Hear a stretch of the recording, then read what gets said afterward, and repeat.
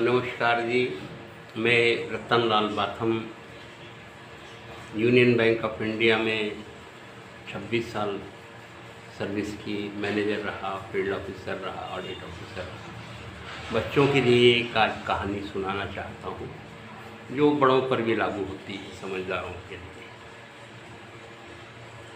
Lal Bahadur Shastri Japan गए। जब वो प्रधानमंत्री थे तो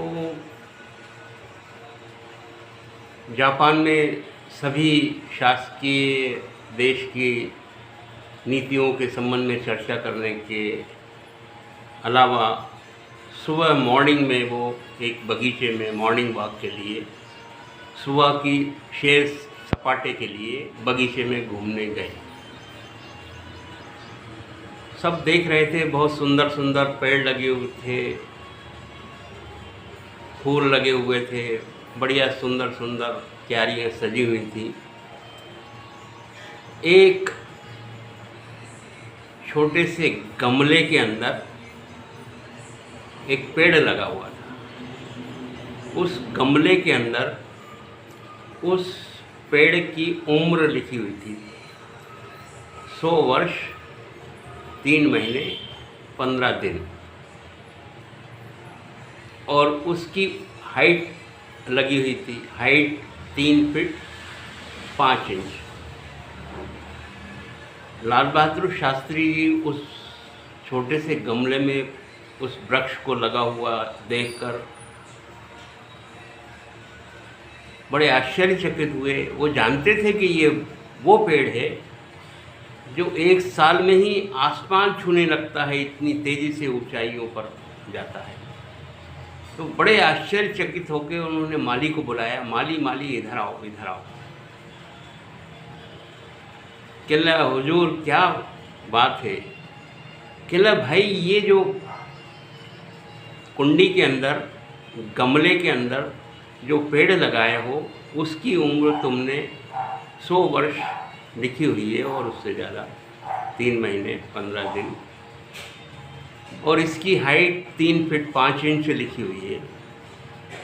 ये तो 1 साल में आसमान छूने लगता है, इतना तेज़ी से बढ़ने वाला पेड़ है, ये इतना छोटा क्यों है? तो माली ने कहा, महोदय, इसमें आश्चर्य करने की कोई बात नहीं है। माली ने उस कुंडी को उठाया, उसको उल्टा करके उसके पेंदे की तरफ बताया कि रोज़ सुबह उठ करके हम इसकी जड़ें काट देते हैं।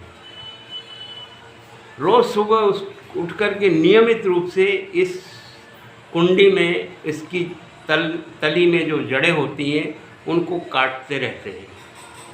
अब ये 1000 साल भी चाहे कि आसमान छू ले तो ये आसमान नहीं छू सकता है।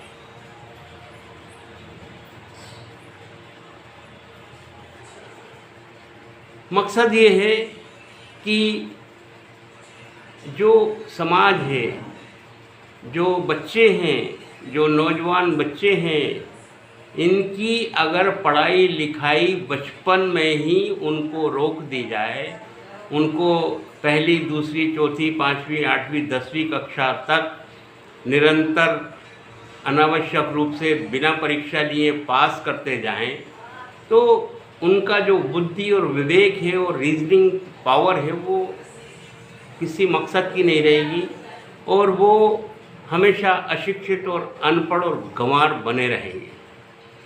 तो समाज जो देश की प्रति व्यक्ति आमदनी को, बौद्धिक स्तर को बढ़ाकर डॉक्टर, इंजीनियर बन के पर कैपिटा इनकम बढ़ा सकता है, वो संभव ही नहीं है। उनकी जड़ें बचपन में ही शिक्षा की उस मंदिर में काट दी गई। अब वो किसी भी तरह से उन ऊंचाइयों पर नहीं जा सकते हैं जिन ऊंचाइयों पर वो शिक्षित होकर के, एजुकेट होकर के, डॉक्टर, इंजीनियर, बैरिस्टर होकर के, वैज्ञानिक होकर के इस हर व्यक्ति की प्रति व्यक्ति आमदनी बढ़ा करके, देश की पर कैपिटा इनकम बढ़ा करके सकल घरेलू उत्पाद को बढ़ाने में सक्षम नहीं हो पाएंगे। तो महोदय,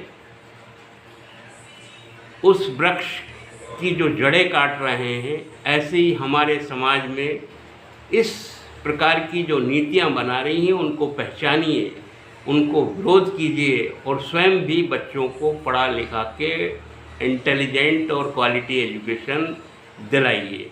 धन्यवाद।